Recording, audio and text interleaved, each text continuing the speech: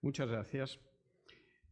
En la Biblia, en el Antiguo Testamento, se contienen aproximadamente unas 300 profecías mesiánicas que Jesús cumplió en su primera venida. Es imposible, desde un punto de vista meramente matemático, estadístico, que en Jesús se puedan cumplir más de 300 profecías mesiánicas y que esas profecías mesiánicas no indiquen que es el Mesías. Y, por supuesto, todos sabemos que hay gente que sigue esperando que aparezca el Mesías. Los judíos que son creyentes, que no son la mayoría entre los judíos, por supuesto, no creen que Jesús sea el Mesías y esperan otro Mesías. Es más, de Jesús afirma el Talmud que fue un falso profeta, que era el hijo bastardo de una adúltera que se llamaba María y que él ahora mismo está en la Gehenna, en el infierno, padeciendo tormento en medio de excrementos en ebullición. De manera que evidentemente la idea de que pudiera ser el Mesías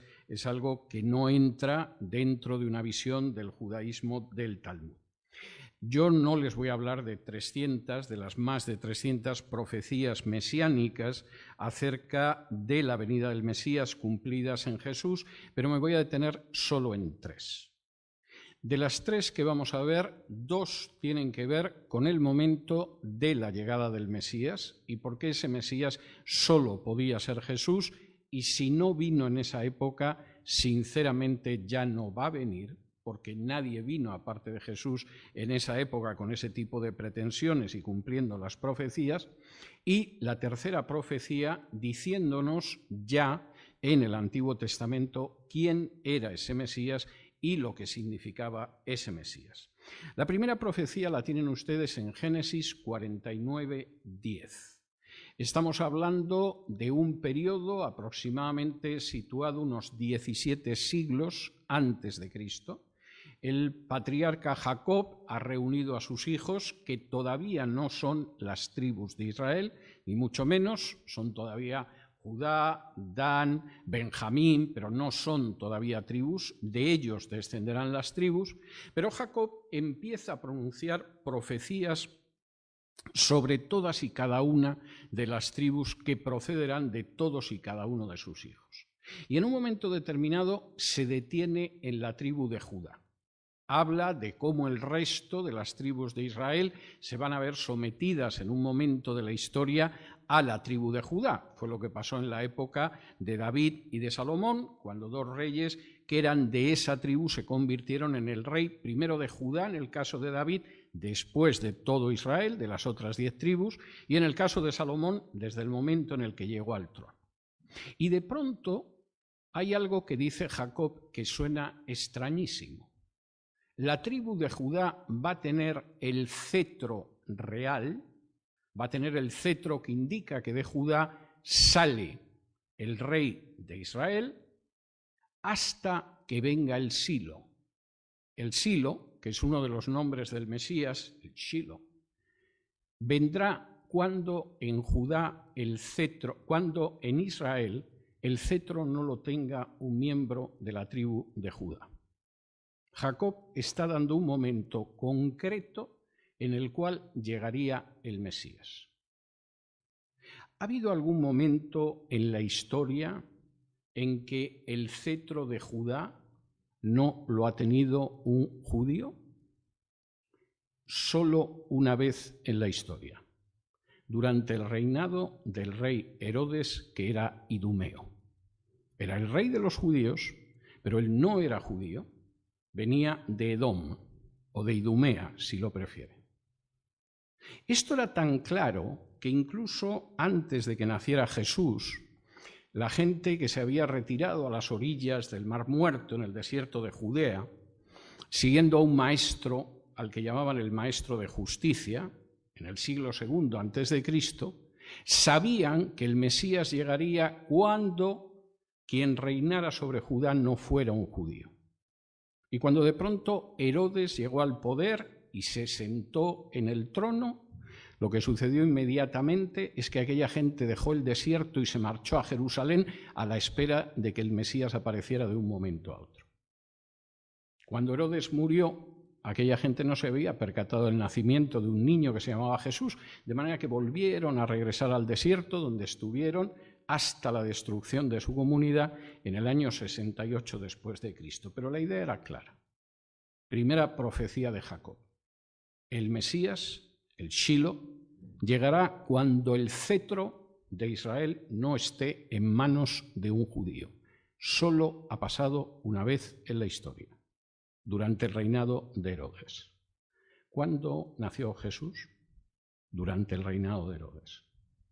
¿Algún otro judío de la tribu de David, nacido en Belén, nació durante el reinado de Herodes y se proclamó Mesías? No. Segunda profecía. La profecía de las 70 semanas, que suele ser motivo para que la gente se dedique a hacer escatología ficción y hacernos perder el tiempo a todos. Pero cuando uno sabe historia y ve lo que dice el texto, es bastante sencillo. Daniel recibe la comunicación de un ángel de que hay una profecía que se va a extender a lo largo de 70 semanas. Entendiendo cada setena, en realidad en hebreo es setena, lo que aparece no semana, cada semana como 7 años. Por lo tanto, estamos hablando de 490 años.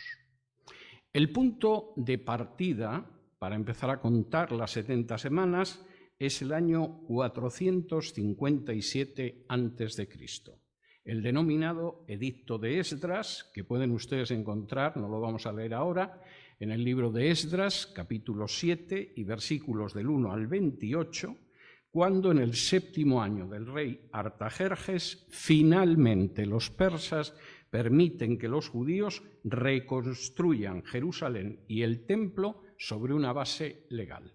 Es el punto de partida de la profecía de las 70 semanas. Y a partir de aquí contamos para ver si la profecía se cumple y si efectivamente apareció el rey Mesías. El libro de Daniel dice que desde ese punto se cumplirían 69 semanas a razón de día por año, lo que nos da un total de 483 años. La semana 69 acaba, por lo tanto, en el año 26 después de Cristo, cuando tendría que manifestarse el Mesías. Si ustedes le quitan a 483, 457, porque empezamos a contar cuando todavía estamos antes de Cristo, les da el año 26 después de Cristo.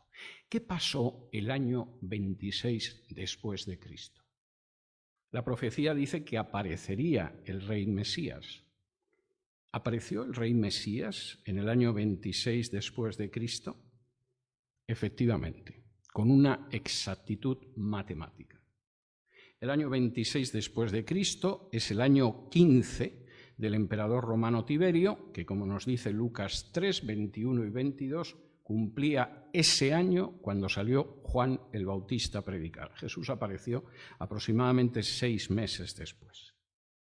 Y es también cuando Juan 1, 32, 34, habla de la aparición del Mesías. El Mesías apareció justo cuando acaba la semana 69, o empieza la 70. Pero hay algo todavía más importante.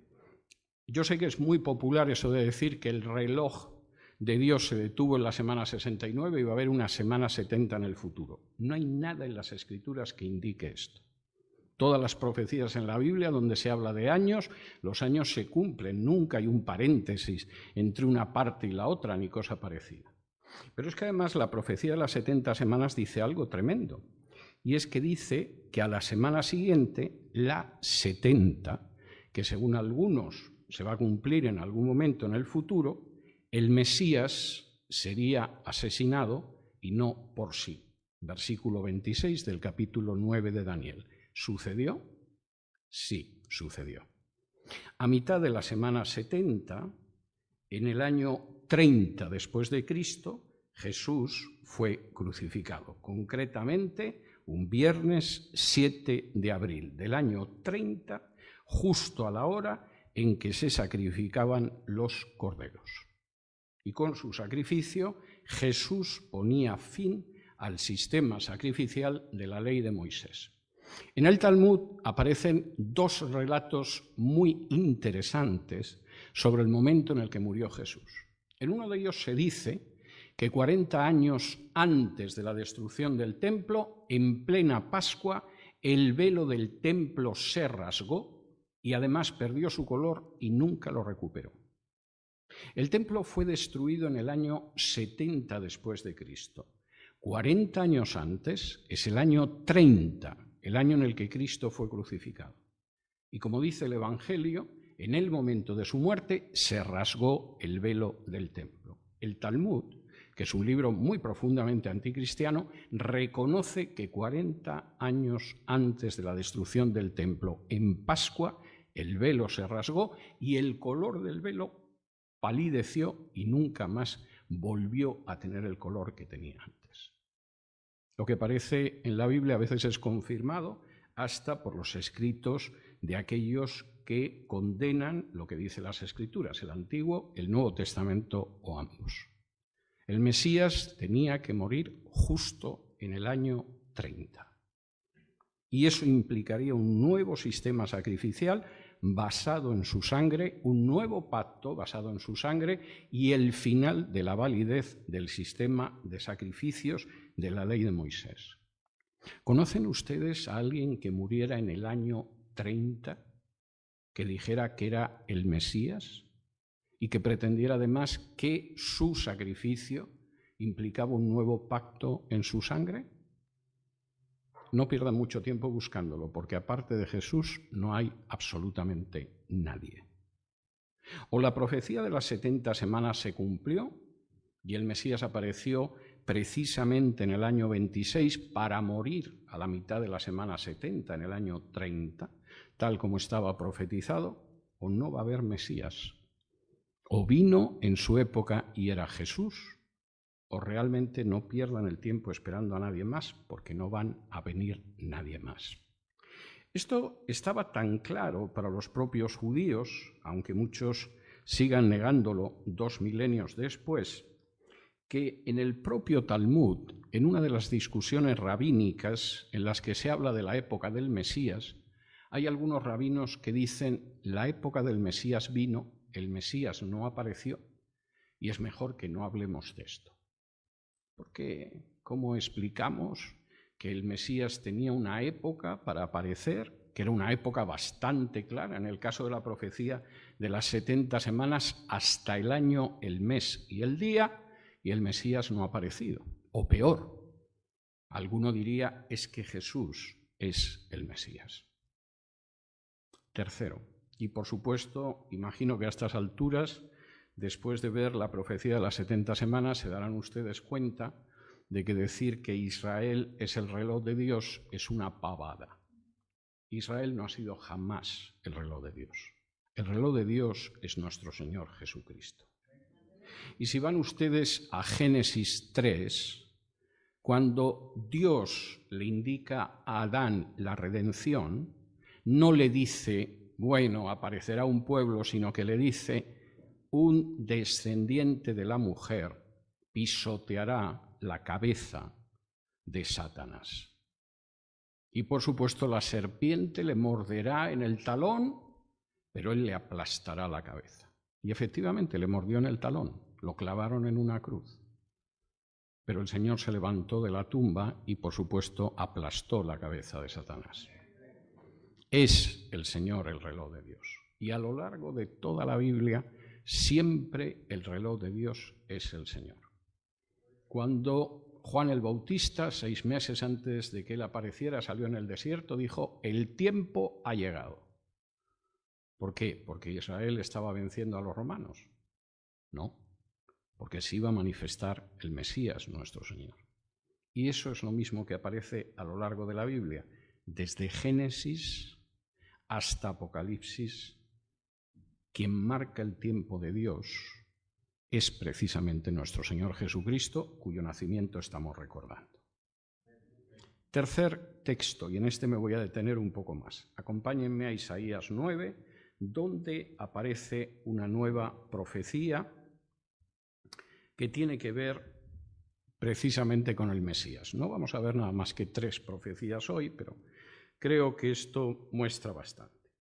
Vamos a leerla desde el versículo 1 y dice así: Mas no habrá siempre oscuridad para la que está ahora en angustia, tal como la aflicción que le vino en el tiempo que livianamente tocaron la primera vez a la tierra de Zabulón y a la tierra de Neftalí, pues al fin llenará de gloria el camino del mar de aquel lado del Jordán en Galilea de los gentiles. El pueblo que andaba en tinieblas vio gran luz, los que moraban en tierra de sombra de muerte, luz resplandeció sobre ellos. Multiplicaste la gente y aumentaste la alegría. Se alegrarán delante de ti como se alegran en la siega, como se gozan cuando reparten despojos.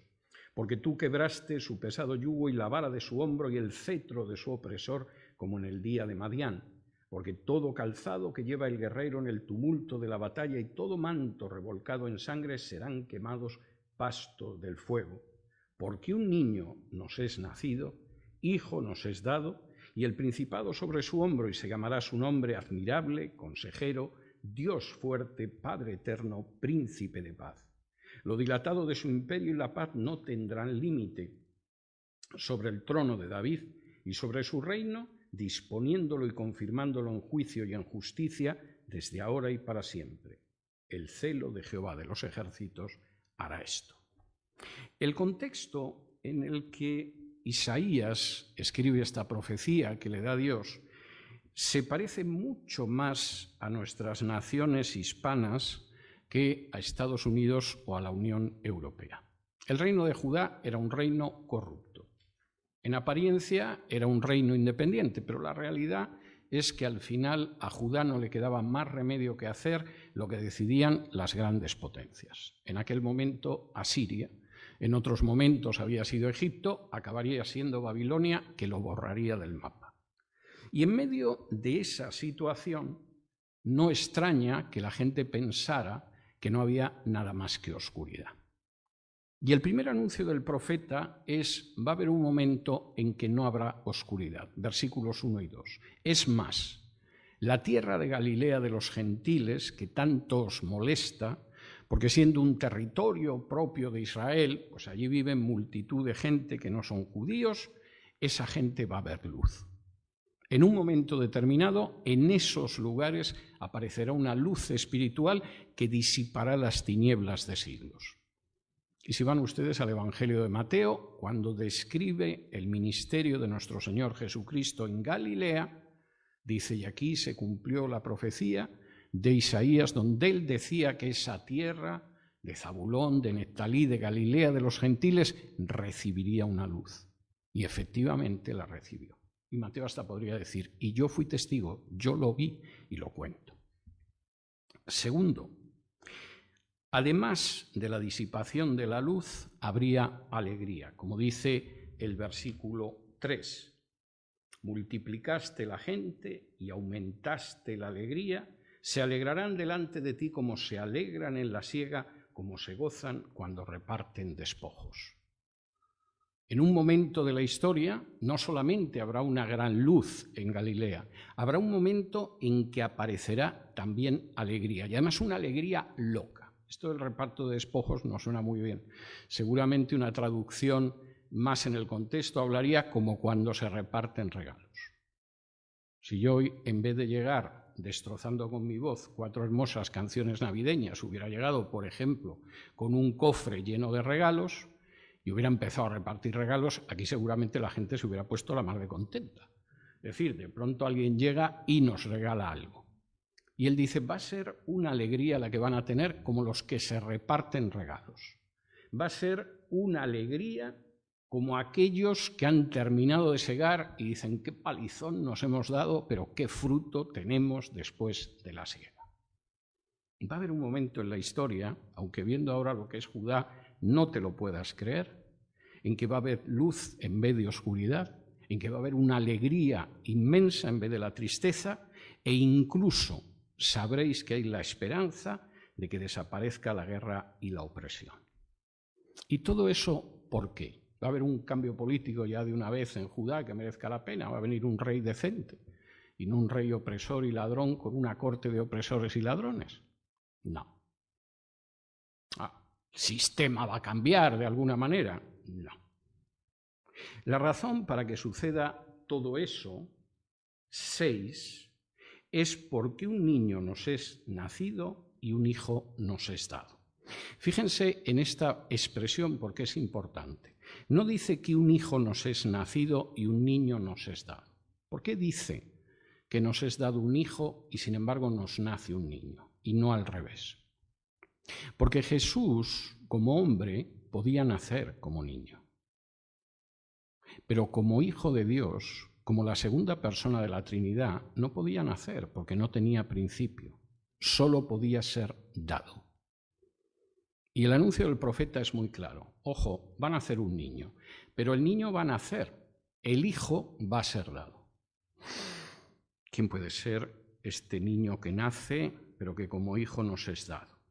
Bueno, pues un personaje, como dice a continuación, que tiene el principado sobre su hombro, pero tengo que decir que aquí la traducción de la Reina Valera es muy débil, porque en realidad la palabra que aparece en hebreo, hamishná, significa el dominio, el señorío. Aquí va a nacer un niño, se nos va a dar un hijo y tiene el dominio en el hombro, mostrándolo. No es solamente el principado, esto parecería que es casi el segundo, no, es el dominio, el señorío. Tercero, los nombres de ese hijo que nos es dado, de ese niño que nos es nacido, son nombres que tienen un contenido divino. El primer nombre es Pele, en hebreo, que nosotros traducimos como admirable.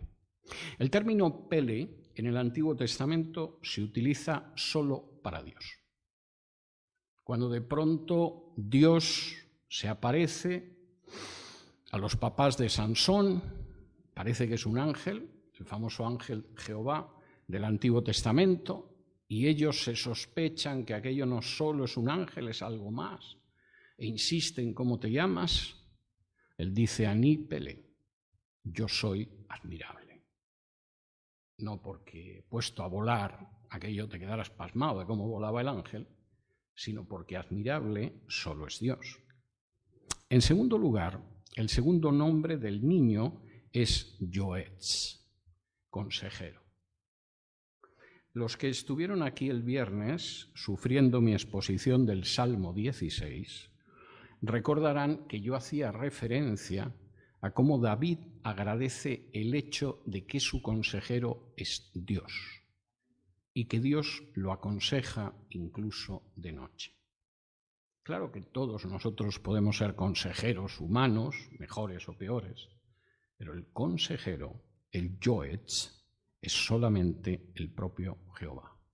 Tercero, y esto es todavía más sólido, ese niño se llama el Gibor. Nuestra traducción Dios fuerte es una traducción muy pobre en relación con lo que significa el Gibor. El Gibor en realidad habría que traducirlo como Dios heroico. Sería una traducción mucho mejor que Dios fuerte.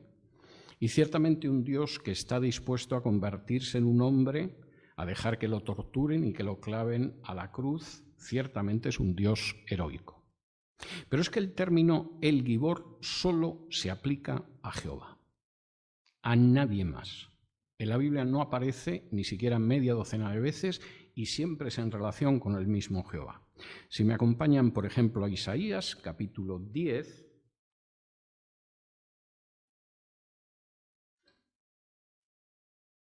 y versículos 20 y 21, dice así: Acontecerá en aquel tiempo que los que hayan quedado de Israel y los que hayan quedado de la casa de Jacob nunca más se apoyarán en el que los hirió, sino que se apoyarán con verdad en Jehová, el Santo de Israel.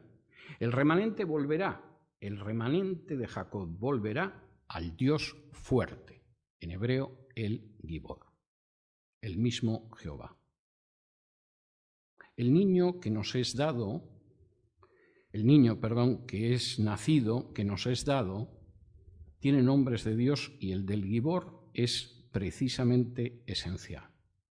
No es menos importante el siguiente. En nuestra versión traduce Padre Eterno, pero en realidad lo que aparece es Abi Ed, Padre de la Eternidad. Sería una traducción más exacta en hebreo. Una persona que nace en un momento de la historia no puede ser el Padre de la Eternidad. No puede ser el origen de la eternidad.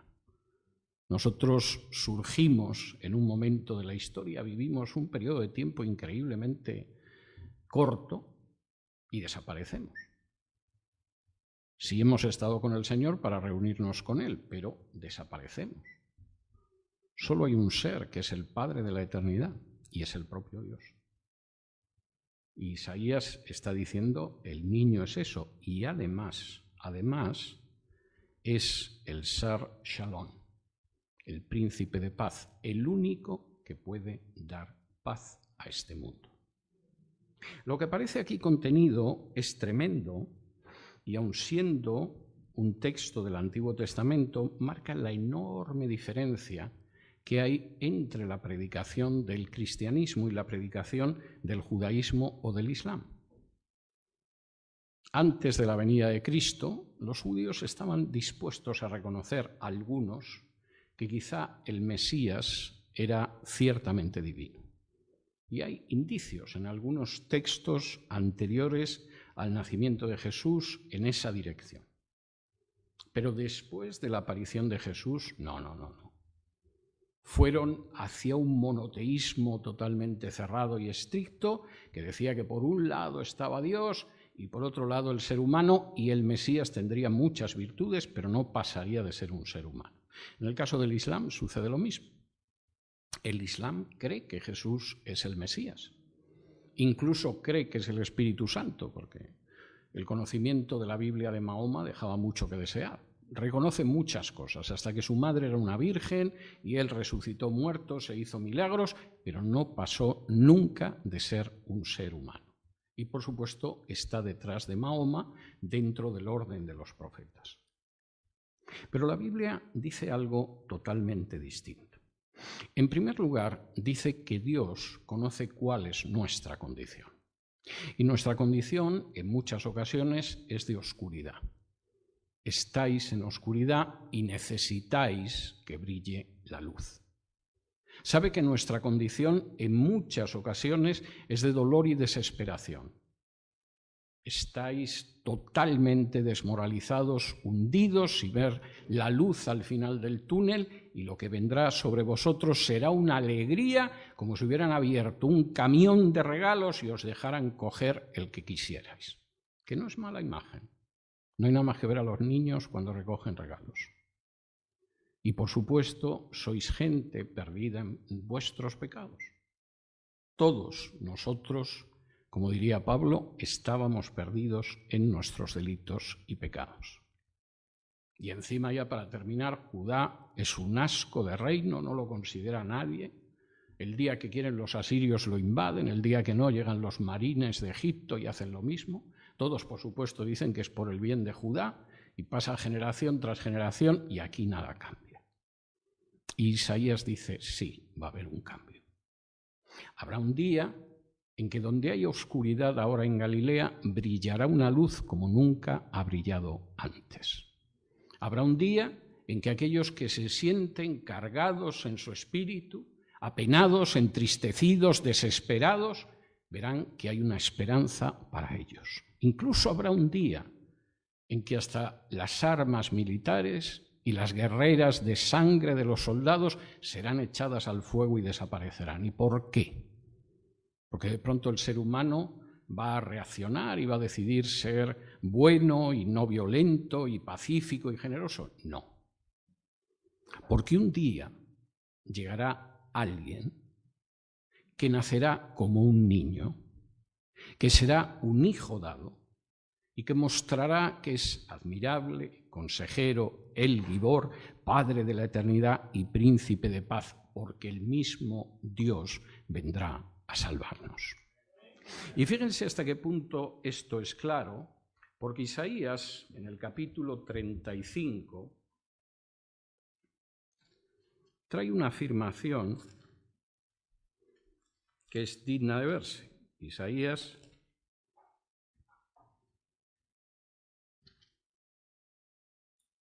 capítulo 35 y versículos 3 y 4 dice así: Fortaleced las manos cansadas, afirmad las rodillas endebles, decid a los de corazón apocado, esforzaos, no temáis. He aquí que vuestro Dios viene con retribución, con pago. Dios mismo vendrá y os salvará. Dios no va a enviar simplemente a un profeta, aunque ciertamente ha enviado profetas a lo largo de la historia. No va a enviar una especie de pequeño Dios, como enseñan los testigos de Jehová. Es Dios mismo el que vendrá y os salvará. Estamos recordando el nacimiento de Jesús porque efectivamente el hecho de que Dios mismo se encarnara y viniera a salvarnos marca un antes y un después en el reloj de Dios en la historia de la humanidad. Ninguno de nosotros seríamos lo que somos hoy en día sin que el mismo Dios hubiera venido a salvarnos. Y además no vino a salvarnos como algunos desearían, es decir, de una manera extraordinaria que triturara a los romanos o quien fuera el enemigo de Israel en ese momento, que sembrara de desolación y destrucción todo para que simplemente quedara allí el pueblo elegido disfrutando de la aniquilación total de sus enemigos. Hay gente que le gusta esa visión, pero no es lo que dice la Biblia. El Mesías vendría precisamente en un momento en que Israel ni siquiera tendría un judío al frente de los destinos del reino de Judá. Vendría, además, en una situación extraordinariamente humilde. Cualquiera que vea en el Evangelio de Lucas lo que sus padres llevaron al templo cuando hubo que circuncidar al niño, ve que es la ofrenda de los menos agraciados, de los que no eran ricos. Si nosotros ahora viviéramos en la época de Jesús, tuviéramos a un hijo y tuviéramos que ir al templo, seguramente llevaríamos una ofrenda exactamente igual que la de José y María. Ninguno de nosotros somos millonarios, ni acaudalados, ni ricos, ni cosa parecida. La primera cena, no de Jesús, pero de sus padres cuando nació Jesús, seguramente se pareció mucho a la cena que celebramos ayer por la noche aquí. Alguien de fuera trajo algo para compartirlo con el niño y que los padres pudieran cenar, pero los padres no tenían nada, ni siquiera había sitio en un mesón o en una posada para ellos. Y sin embargo, el creador del universo, el Señor de los tiempos, el que diseña todos los seres que existen, el que mantiene el mundo funcionando con su aliento, se hizo un hombre como el más humilde de cualquiera de nosotros para que nosotros pudiéramos salvarnos y pudiéramos tener la gloria suya a su lado. Y es algo muy hermoso para recordar. Déjenme hacer una última reflexión, quitándoles un par de minutos más. El mundo en el que nació Jesús era un mundo extraordinario desde muchos puntos de vista. Para los que somos admiradores de la cultura clásica, como es mi caso, y creo que llevo emborrachado por la cultura clásica más de medio siglo, y en buena medida debo a ese tipo de embriaguez mi conversión, porque leyendo el Nuevo Testamento en griego fue como yo me convertí. Saben que aquella cultura era maravillosa. Nos ha dejado auténticas cumbres del arte, un derecho como el derecho romano, monumentos que todavía aguantan, a pesar de que han pasado más de 2000 años desde que alguien tendió ese puente, y sin embargo es un puente más sólido que el que luego han tendido los ingenieros modernos. Pero tenía un gran problema. Para que pudieras disfrutar de esa cultura, tenías que ser varón, libre y sano. Si eras una mujer, la situación era complicada. Por regla general te casábamos a partir de los 10 años. Si alguien piensa que el Islam es el que ha inventado casar a las niñas, es que es un gran ignorante. En Roma las niñas se casaban a partir de los 10 años, generalmente en torno a los 12 años. La mortalidad de las niñas que daban a luz al primer hijo era verdaderamente espectacular. Hay romanos muy ilustres que lloran a su mujer de 11 años muerta en el parto, o de 12 años. Pero supongamos que sobrevives al parto. Si eras la primera niña, es posible que tus padres te mantuvieran viva. Si eras la segunda niña, lo más seguro es que te dejaran abandonada. Nadie quería cargar con una segunda hija. Hay una carta maravillosa de un padre ejemplar que escribe a su mujer que está embarazada y le dice: voy a regresar pronto a Roma. Cuando nazca el niño, si es niño lo conservas, si es niña, deshazte de ella. Pero era un marido verdaderamente cariñoso, se ve en la carta, solo que las mujeres no tenían importancia. En el mismo mundo judío, los judíos piadosos todos los días rezaban dándole a Dios gracias por no ser un asno, un no gentil o una mujer. De manera que gentiles, asnos y mujeres, con variaciones según cada individuo, no eran lo que un judío desearía ser. ¿Qué pasaba si eras un esclavo? Eras simplemente una cosa. De hecho, la palabra para esclavo, res, cosa, es la que nosotros utilizamos para un animal de 4 patas. Bueno, llamamos reses a las reses porque res significa cosa en latín y era la palabra para un esclavo. Podían hacer contigo literalmente lo que quisieran. Y por supuesto, si estabas enfermo, que sepas que cada vez que había una epidemia, por ejemplo, los primeros en huir de la ciudad eran los médicos, porque sabían que eso era peligroso, claro. No se iban a quedar atendiendo a los enfermos. Y tus familiares eran los primeros que echaban manos de ti y te tiraban a la cuneta, porque así no molestabas. Y ese es el mundo en el que nació Jesús. Y es un mundo donde todavía hoy en día, y a pesar de la degeneración moral, nos horroriza la idea de que una niña se case con 11 años, o de que a un enfermo lo tiren a la puerta, o de que se pueda tratar a otro ser humano como si fuera un animal o una cosa. Pero de no haber nacido Jesús, seguiríamos viviendo en ese mundo maravilloso. Un mundo de grandes calzadas, de elecciones. Los romanos eran una república y tenían elecciones para todo tipo de cargos. Y, por supuesto, un mundo con construcciones culturales extraordinarias. Pero donde más te valía ser libre, varón y sano, porque si no, tu vida era durísima. Y cuando Pablo de pronto escribe y habla de los esclavos, y habla de las mujeres, y habla de los necesitados, está hablando de todos los abandonados por la sociedad. Y cuando Jesús se paraba a hablar con una mujer samaritana, y los discípulos decían: ¿qué hace hablando con una mujer? El rabino no sabe que estas cosas no se hacen. Como se puede leer en Juan 4, Jesús estaba extendiendo también esa esperanza al resto del género humano. Si celebramos la Navidad, no es simplemente porque podemos reunirnos a cenar, aunque eso está muy bien. No es simplemente porque volvemos a ver quizá a parientes, a familiares o amigos que no vemos en el resto del año, aunque eso también está muy bien. Si celebramos la Navidad es porque al menos un día al año queremos recordar lo que Jesús significó al nacer en este mundo. Queremos dar valor al hecho de que el mismo Dios se encarnara como un ser humano. Y queremos también brindar nuestra acción de gracias por todo lo que la predicación de Jesús ha cambiado, no solo en nuestras vidas, sino en la historia de la humanidad en los 2 últimos milenios. Nosotros queremos tener a Jesús en nuestro corazón 365 días al año. En buena medida para nosotros es Navidad 365 días al año. Y por supuesto damos gracias a Dios por el nacimiento de Jesús y por su salvación los 365 días al año. Pero hay un día especial en que queremos detenernos un poquito más. Ahora, déjenme que concluya. Hace solo un año, en las Navidades del año pasado, la mayoría de ustedes no estaban aquí.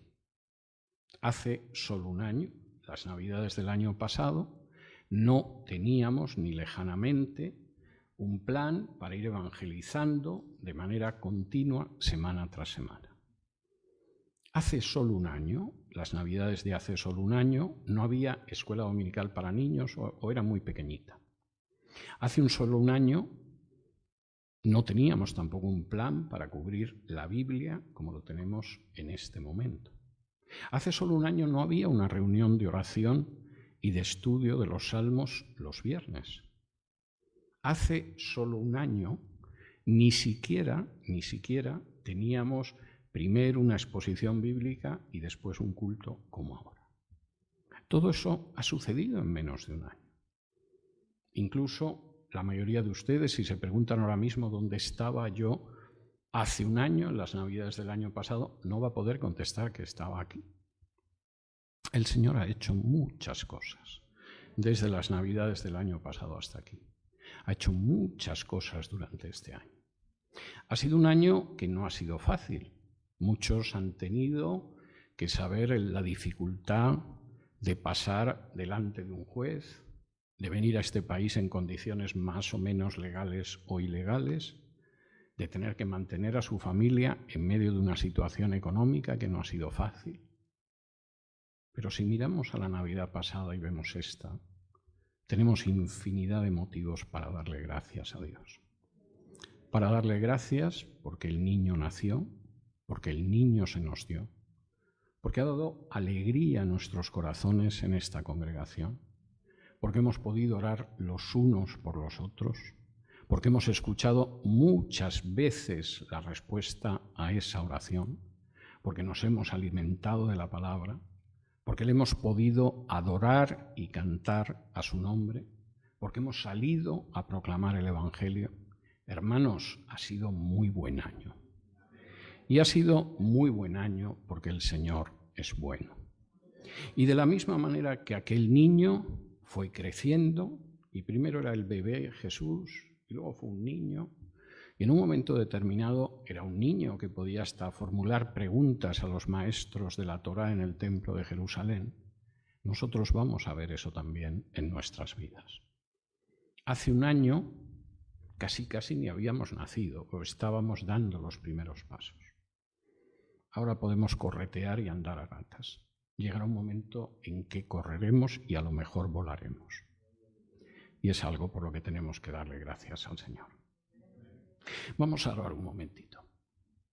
Padre nuestro, te damos muchas gracias por poder tener este culto de Navidad, pero sobre todo te damos gracias por el nacimiento de Jesús. Porque sin el nacimiento de Jesús nuestra vida no tendría sentido. No habríamos visto la luz, no sabríamos lo que es la pura alegría que solo da Jesús en nuestro corazón. No seríamos salvos ni habríamos sido limpiados del pecado. Te damos gracias por el nacimiento de Jesús. Y te damos gracias por todo lo que ha pasado de las últimas Navidades a estas Navidades. Porque, Señor, cuando miramos hacia atrás nos damos gracia de que no hemos recibido nada más que gracia tras gracia, regalo tras regalo, don tras don. La mayoría de nosotros ni siquiera estábamos aquí la Navidad pasada. Y tú nos has ido juntando, has hecho que estuviéramos unidos, has hecho que nos amemos los unos a los otros, que descubramos a hermanos y hermanas que en su mayoría no conocíamos. Y nos has dado el inmenso privilegio como hermanos y hermanas de poder dirigirnos a ti y llamarte Padre. Señor, bendice a todos los aquí presentes, a sus familiares que no pueden estar aquí en este día en que recordamos el nacimiento de Jesús. No dejes de bendecirnos hasta el final del año y más allá. Y en todo momento, Señor, haz que cada uno de los 365 días del año recordemos el nacimiento de Jesús y tengamos la verdadera Navidad en nuestros corazones. Igual que aquellos pastores, estemos deseando servir a Jesús y comentar a otras personas el inmenso gozo de que ha nacido Dios en un pesebre y ofrece salvación y buena voluntad a todos. Te lo pedimos en el nombre de Jesús. Amén. Que el Señor los bendiga.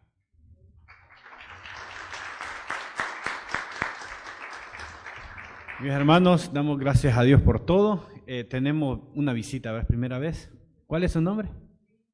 Grisen. Le damos gracias al Señor por tenerla aquí. Esta es su casa, bienvenida.